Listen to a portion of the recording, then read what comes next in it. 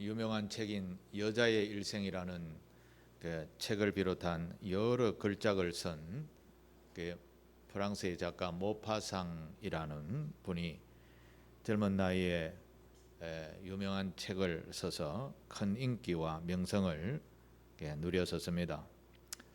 그의 고향인 노르망디와 파리에 많은 재산을 얻게 되어서 저택을 마련하고 은행에는 평생을 쓰고도 남는 그런 엄청난 재산이 젊은 나이에 생기게 되었습니다. 누구보다도 성공했다라고 할 수 있었지요. 그래서 그는 젊은 나이에 요트를 사서 전 세계를 다니면서 여행을 했었습니다. 모든 것을 다 가진 듯한 이런 모파상은 많은 것을 가지고 누리면 자연히 타락의 길로 가게 되는 것이 인간의 모습인 것 같습니다. 이 사람은 끊임없이 쾌락을 탐닉했습니다. 그리고 끊임없이 성을 탐닉하다가 결국은 당시에서는 불치병이었던 매독이라는 것에 걸려서 심하게 고생하다가 이렇게 고생할 바야 하며 자신이 살아야 할 이유를 찾지 못해서 자살을 하게 됩니다. 그런데 자살을 하긴 했는데 죽지는 못하고 살아나게 되었습니다. 사람들에 의해서 겨우 목숨을 부지하고 병원에서 오랫동안 있다가 결국 정신병원에 한 2년 좀 더 있다가 죽게 되었습니다. 그의 나이는 43세였었습니다. 아주 젊은 나이에 일생을 마쳤습니다. 그의 묘비에는 그가 평소에 자주 사용하던 말이 쓰여 있습니다. 나는 모든 것을 가지기를 원했습니다. 나는 모든 것을 갖고자 했지만 결국 아무것도 갖지 못했다. 이게 모파상 묘비에 쌓인 글이라고 합니다. 그래서 그것을 보면서 사람들은 인생무상이라는 단어를 엎조렸다고 합니다. 인생이라는 것을 이렇게 보면 참 허무하다라고 할 수 있는 것이죠. 그렇습니다. 사람은 많이 가지고 있어도 내려놓을 때가 있고 또 많은 것을 가지려 했지만 결국 아무것도 가지지 못하는 것이 인생이 아닌가 생각을 해보게 됩니다. 그러나 성경을 보다 보면 이 모파상과 같은 인물이 아닌 같은 인생을 살았지만 완전히 다른 인물이 한 분 계십니다. 그분은 사도 바울이라고 할 수 있는데 바울은 그의 일생을 살다가 후반부에 이런 이야기를 고린도 후서에서 이야기를 했습니다. 고린도 후서 6장 10절에 보면 바울이 노후에 이런 이야기를 합니다. 나는 근심하는 자 같으나 항상 기뻐하고 가난한 자 같으나 많은 사람을 부유하게 하고 아무것도 없는 같으나 모든 것을 가진 자로다. 이렇게 고백을 했습니다. 세상에 모든 것을 다 가졌다 했던 그렇게 세상 사람들에게 부러움을 받았던 모파상은 결국은 아무것도 가지지 못했다. 이렇게 자기의 묘비에 기록을 했죠. 그러나 바울은 이 땅에서 자기가 가진 것이 하나도 없다라고 생각했지만 모든 것을 가졌고 그리고 자기의 개인의 것은 아무것도 가지지 아니했고 성도들을 섬기면서 바울은 주님 안에서 나는 모든 것을 가졌다라고 그렇게 고백을 하면서 기뻐했었습니다. 그러고 보면 신앙이라는 것이 사람을 이렇게 다르게 하는구나라는 것을 알게 됩니다. 우리는 많은 것을 가지는 것을 보편적 사고 그렇게 생각을 하고 있습니다. 그러나 신앙을 가지니까 육적인 것을 많이 가지면 가질수록 근심과 걱정이 더 많아지는구나라는 것 또한 깨닫게 됩니다. 진정한 진정한 신앙을 가진 사람은 이런 것을 깨달아서 나는 이걸 영원히 가지고 있지 못하지 하며 나눔의 삶을 잘 살고 있습니다. 진짜 신앙을 가진 사람은 어려운 사람들을 보면 아끼지 않고 많이 도와주는 그런 것을 우리가 요즘 방송에서도 가끔씩 보게 되는 것이죠. 바울이 바로 그런 부류의 사람이었는데, 바울은 그렇게 일평생을 다니면서 전도했던 그런 인생을 살았으면서도 고린도후서 6장 10절 마지막에 보면 아무것도 없는 것 같으나 모든 것을 가진 자다, 그렇게 자기가 스스로 고백을 하게 됩니다. 이쯤 되면 바울은 나의 일생을 참 잘 살았구나, 이렇게 자기 스스로 알게 되었다라는 것이죠. 유명한 천상병 시인도 그가 죽으면서 마지막 남긴 말이 이 세상 한평생 한마당 잘 살고 간다, 소풍 왔다가 간다 라고 하며 죽었다라는 그런 기록도 우리가 읽게 됩니다. 신앙은 세상과 좀 다르게 아무것도 없는 것 같은데 자족하며 사는 그런 기쁨의 삶이 있는 것입니다. 복음을 가지게 되면 이런 축복이 저와 여러분에게 생기는 것입니다. 이것은 세상 사람들이 꿈을 꾸도 못하는 그런 가치관이죠. 사도 바울은 그것을 일찍이 깨닫고 자기의 삶의 가치는 이 복음을 전하는 것이다 라는 것을 생각하고 이 영원한 생명을 위하여서 수많은 영혼들에게 일평생 자기의 수고를 아끼지 않고 다니면서 끝에는 자기는 내가 너무나 많은 것을 가졌구나 라는 것을 그렇게 고백했던 것이죠.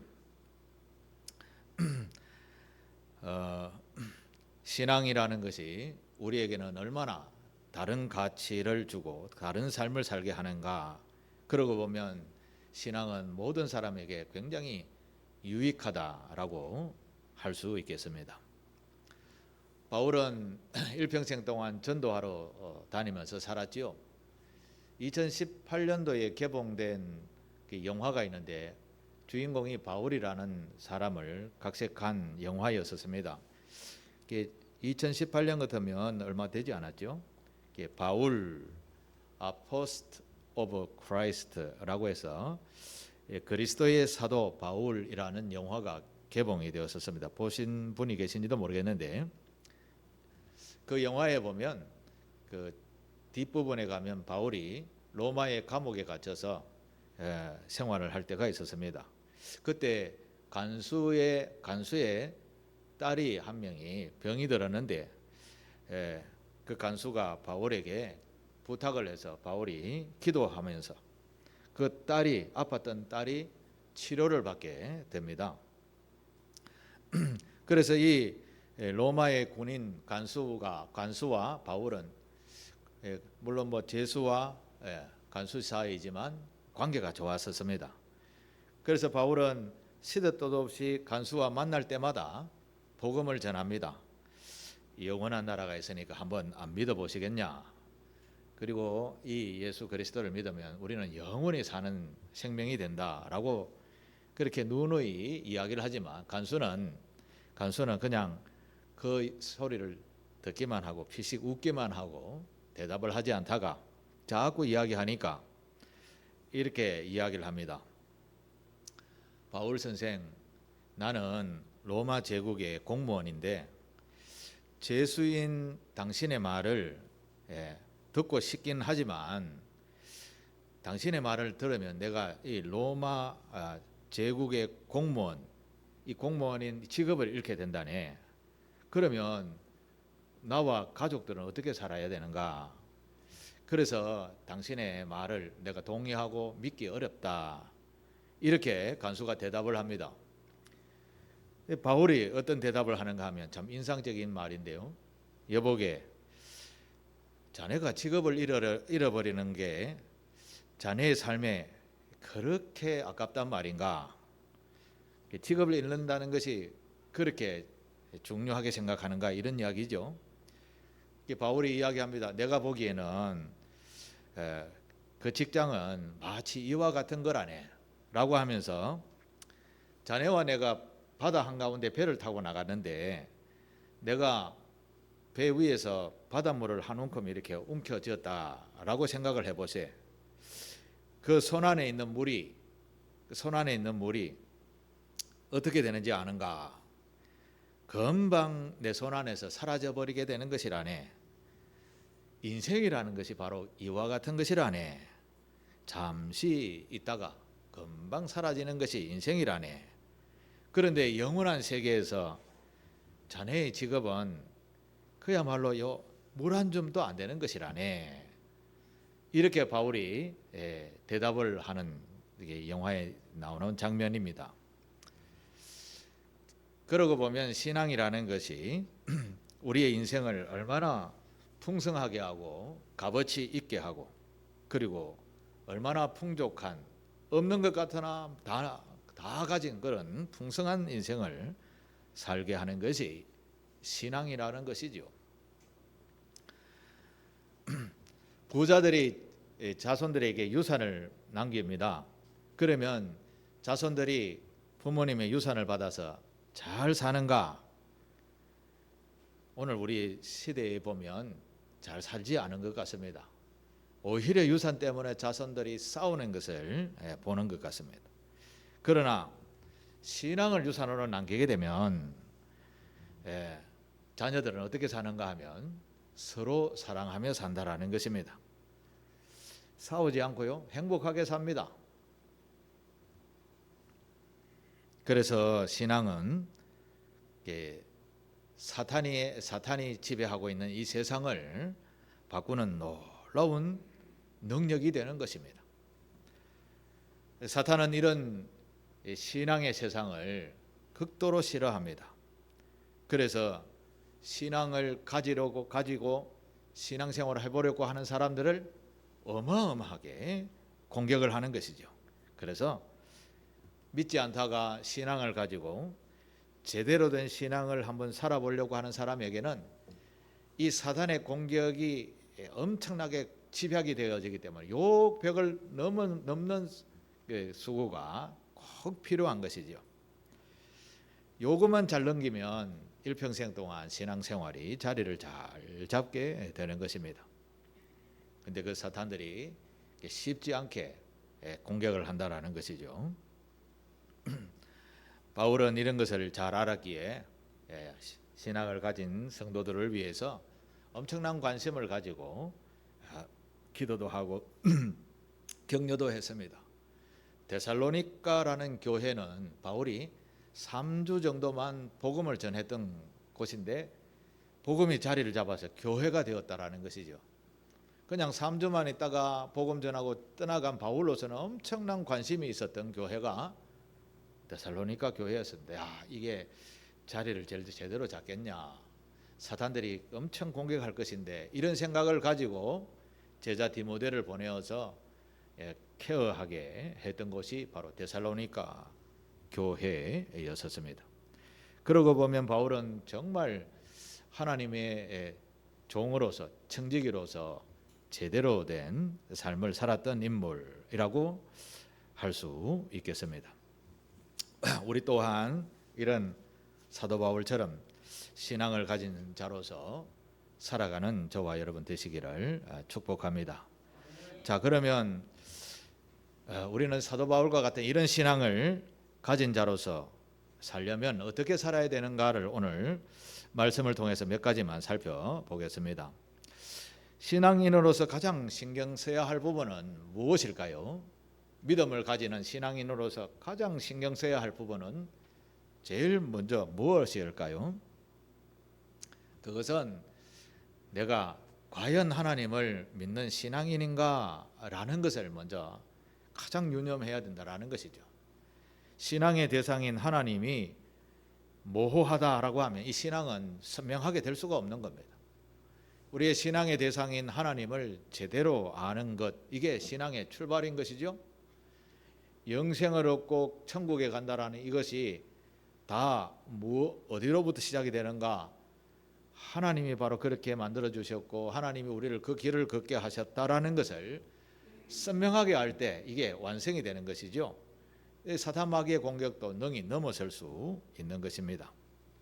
그래서 신앙인은 우리의 삶의 모습 속에 하나님을 믿고 따르는 정말 제대로 된 신앙인의 모습이 되어야 하는 것, 이게 첫 번째입니다.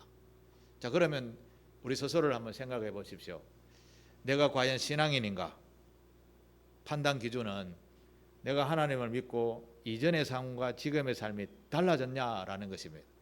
달라졌으면 여러분은 진정한 신앙인입니다. 신앙이 맞죠? 예가 아니고 설교 때는 아멘 하는 겁니다. 사도 바울은 예수 믿는 사람을 쫓아가서 잡아 죽이고 감옥에 넣는 그런 사람이었습니다. 그런데 자기가 직접 예수를 딱 만나고 나서는 180도 자세를 바꾸게 됩니다. 사람이 달라지게 된 것이죠. 그의 가치가 달라진 것이죠. 그래서 예수를 메시아, 구원자다, 그리스도다라고 하며 잡으러 갔다가 오히려 증거하는 사람이 되었습니다. 완전히 달라지게 된 것이죠. 그래서 바울은 데살로니가 성도들에게도 복음을 전할 때 이런 말씀을 했습니다. 오늘 본문의 4절에 한번 보실까요? 4절 같이 한번 읽겠습니다. 시작. 오직 하나님께 옳게 여기심을 입어 복음을 위탁받았으니 우리가 이와 같이 말함은 사람을 기쁘시게 하려 함이 아니요 오직 우리의 마음을 감찰하시는 하나님을 기쁘시게 하려 함이라. 아멘. 우리가 신앙생활 하는데 내가 잘 살고 잘 먹고 잘 살려고 하는 것보다 하나님을 기쁘시게 하는 일을 먼저 생각하게 되었다면 우리는 진정한 신앙인의 삶을 살고 있다라는 것입니다. 하나님께서 옳게 살아가는 방법인 그 복음을 위해서 바울은 그것을 깨닫고 그것이 하나님을 기쁘시게 하는 삶이다라는 것을 알고 복음을 전했습니다. 전하면서 그것은 하나님의 전적인 선물이라고, 내가 선물을 공짜로 받았으니 여러분에게도 공짜로 나누며 산다 라고 하면서 복음의 정인의 삶을 일평생 동안 살았었습니다. 사실 이 복음이라는 한자어는 좋은 소식이라는 뜻이죠. 좋은 소식. 이 좋은 소식을 알면 알수록 우리에게는 참 유익이 되는 것입니다. 복음이 제대로 전해지지 않는다라는 것은 이 좋은 소식을 제대로 알지 못했기 때문인 것이죠. 제대로 알면 지금의 나의 모습이 달라지게 되는 것이죠. 좋은 소식을 어떻게 붙잡는가 하면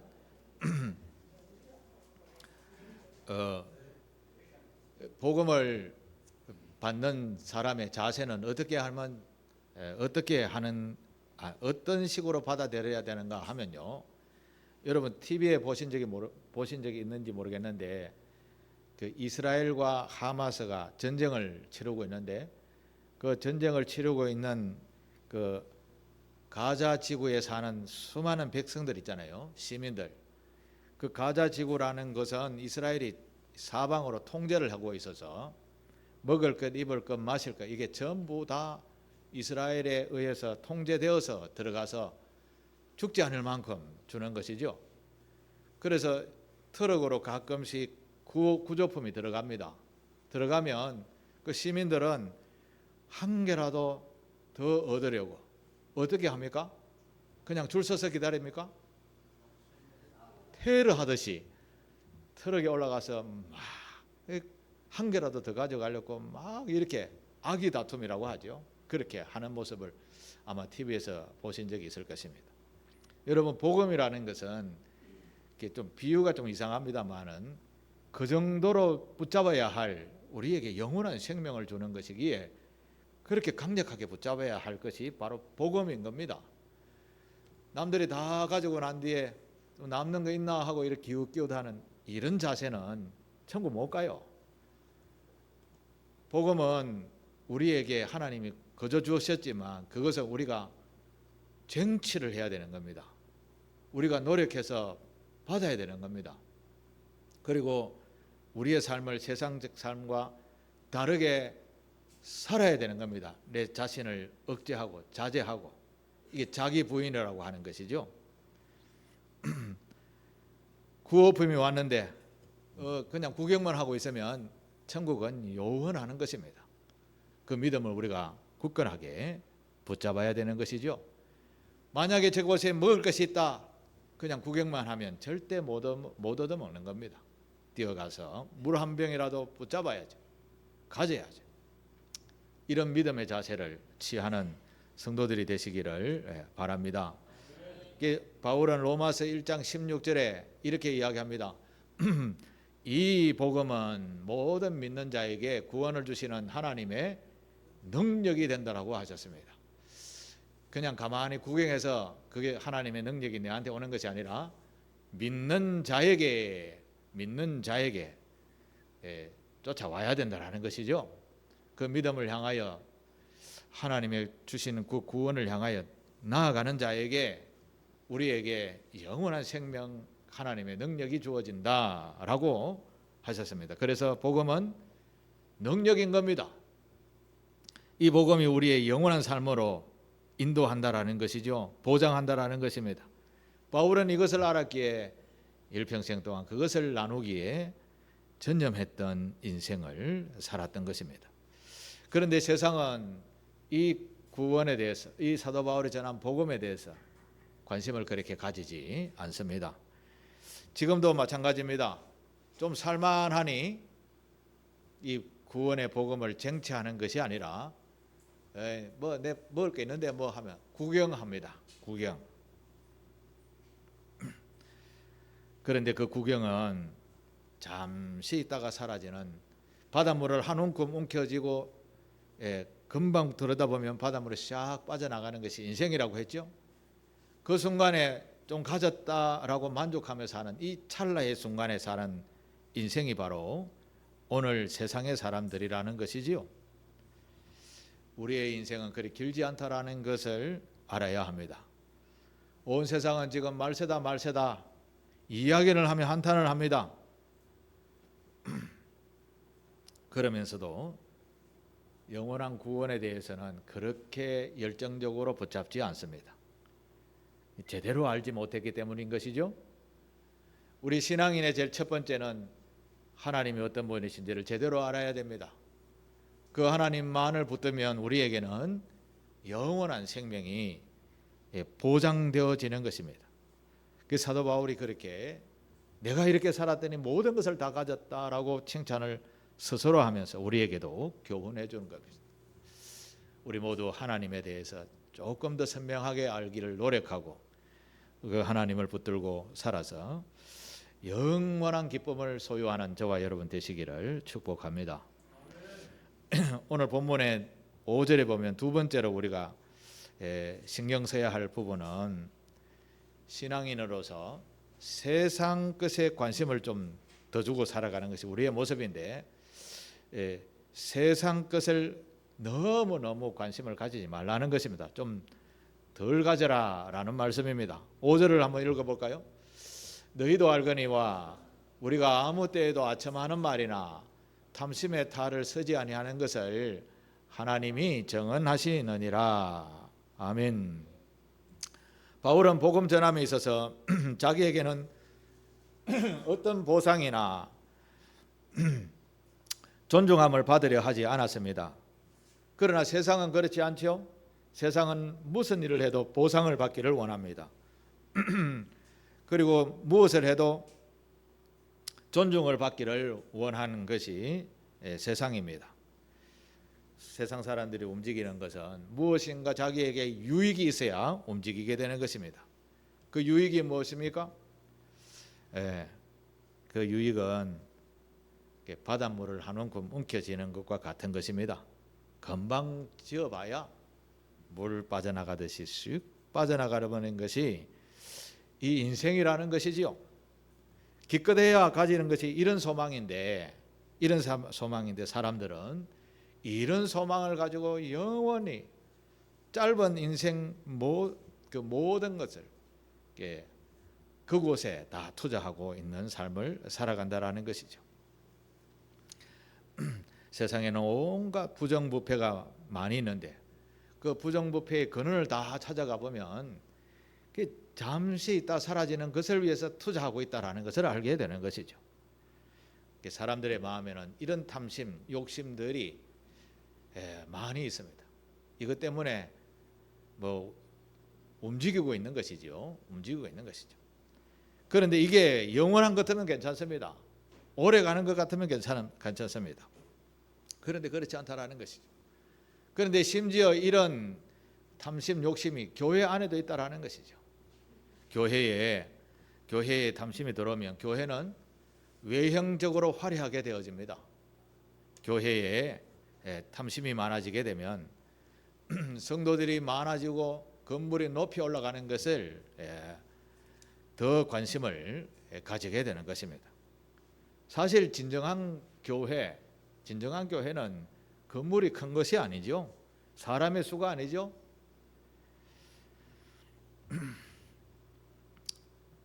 지난주에 말씀을 드렸던 믿음의 역사, 믿음으로 살았던 사람들의 이야기, 이것이 진정한 교회의 모습인 것인데 오늘 우리는 외형적 이런 것에 더 관심을 가진다라는 것입니다. 개인적으로는 물질적으로 얼마나 가졌는가, 명예적으로 얼마나 가졌는가, 그리고 사람들이 보는 권세가 있냐 없냐 이런 것 가지고 인생을 살아가는, 이것이 나의 소망이다라고 하며 살아가는 것이죠. 지금의 정치인들이 정말 짧은 그 권력의 순간을 가지고 일평생 동안 그것을 쏟아붓다가 우리나라 대통령 마치고 난 뒤에 대부분은 가는 곳이 국립호텔에 가신다는데 안 가신 분이 한 분 계시긴 합니다만 앞으로 어떻게 될지 모르겠습니다. 이 짧은 영락을 위해서 그 전 인생을 투자하고 그리고 나중에 손가락질 받는 이런 인생이, 이게 세상의 모습이 아닌가라는 것이죠. 사도 바울이 전도하고 세운 교회들은 대형 교회들이 아니었습니다. 우리와 같은 작은 가정교회들이었습니다. 소규모 교회라는 것이죠. 그 소규모 교회에서 믿음의 삶의 역사, 이야기들이 있던 곳이 바로 교회였었습니다.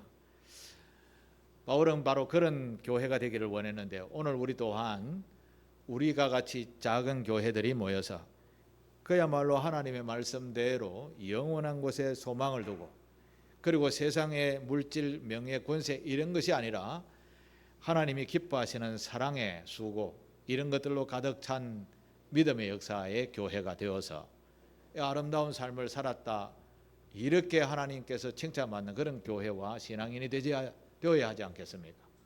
이것이 오늘 신앙인들의 목표와 목적이 되어야 될 줄로 믿습니다.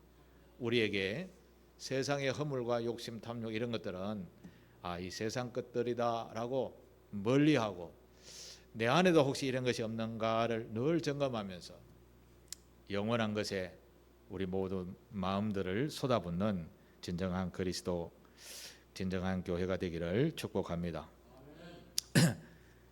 그리고 신앙인으로서 신경을 좀 써야 될 부분이 하나 있는데 다른 여러 가지가 많습니다만 오늘은 제가 신앙인은 이 교우들 간에 또 신앙인으로서 사회에 대하는 사람들에게, 즉 나 외의 모든 사람에게 이 폐를 끼치며 살면 안 된다라는 것입니다. 신앙인은 남들에게 유익이 되어야 되는데 폐가 되는 경우가 참 많습니다. 그러고 보면 제가 그 상길교회에다가 폐를 끼치는 일이 없는가라는 생각을 할 때 참 여러 가지 근심된 일들이 많이 생각이 났었습니다. 오늘 본문 9절에 보면 바울은 이렇게 자세를 이야기합니다. 9절에 보면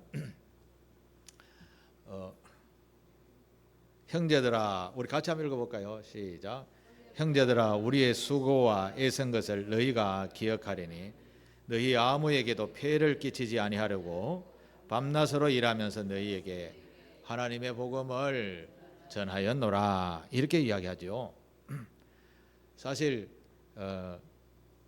제가 상길교회를 섬기면서 넉넉하지 않은 살림살이에 그 생활비를 받아간다는 것이 늘 빚진 마음이 있어서 참 근심이 많이 됩니다. 그럼에도 우리 재직들이 참 열심히 살림을 잘 꾸려오셔서 너무나 감사를 드립니다. 교회는 헌금이 많으면 복음을 전도하는 일에 사용해야 되는 것이죠. 그런데 교회가 커지고 살림살이가 넉넉해지게 되면 교회는 어떤 데 관심을 두는가 하면 재테크 하는 데 관심을 둔다고. 재테크가 뭔지 아십니까? 돈 되는 것을 사놓아서 돈 되도록 한다라는 것이죠. 이것은 하나님 보시기에 좋은 일일까요? 나쁜 일일까요? 헌금을 불리는 일인데 이건 하나님이 원하시는 일이 아닌 것이죠. 하나님께서 교회의 살림을 넉넉하게 하셨다. 뭘 하라고 많이 주셨을까요? 뭘 하려고? 잘 아시네. 전도하시. 생명을 구원하는 일에, 어려운 이웃을 돕는 일에 많은 것을 사용하라고 주신 것이 아니겠습니까?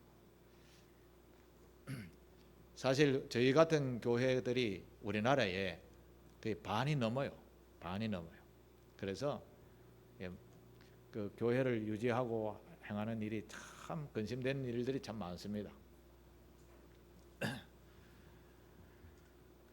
우리 노회에 보면 작은 교회들도 많이 있어서 생활이 안 되는 목회자들이 어떻게 하면 좀 생활비를 벌어가면서 할까 하다가 노회에서 어떤 장로님이 에어컨 설치, 수리 이런 하는 기술을 가진 장로님 한 분 계세요. 그래서 목사님들에게 이런 여름에 되게 바쁘잖아요. 그때 이 기술을 전수해줘서 여름에 뭐 일주일에 한 번 정도만 이렇게 나가서 수고만 하면 생활비 정도는 벌 수 있는 이것을 훈련을 했습니다. 지난 봄에 훈련해서 이제 좀 배워서 일 몇 번 했다라는 그런 소리를 듣기도 했었습니다. 성경에 나오는 바울도요 직업이 있었습니다. 여러분 아시는지 모르겠습니다만 바울의 직업이 뭔 줄 아세요?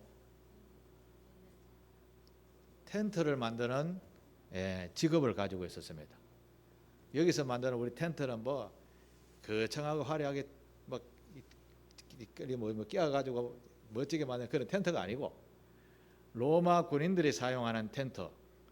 여러분 혹시 본지 모르는데 삼각형, 조그마한 한 사람 딱 들어가서 눕는 삼각형 텐트입니다.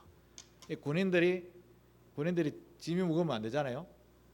요만한 텐트를 가지고 가서 오늘은 여기서 진을 친다 하면 이제 거기서 텐트 치고 먹고 자고 경계하고 또 전투하러 가고 하는 이런 텐트가 당시에는 로마가 세계를 지배했기 때문에 전쟁이 끊임없었습니다.